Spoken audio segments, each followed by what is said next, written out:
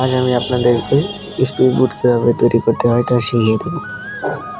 তো এটা তৈরি করার জন্য প্রথমেই লাগবে বোতল, 2টি কাঠি, 2টি চামিচ ও একটি রাবার।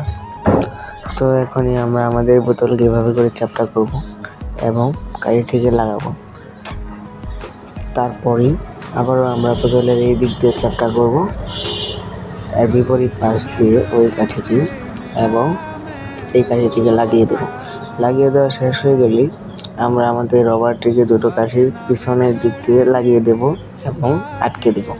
আটকে দেওয়া হয়ে গেলে আমরা আমাদের চামিচ দুটিকে অর্ধেক অর্ধেক করে কেটে নেব। 2টো কেটে নেওয়া শেষ এবং আমরা 2টোকে এভাবে করে আঠা জাতীয় কোনো জিনিস দিয়ে লাগিয়ে দেব।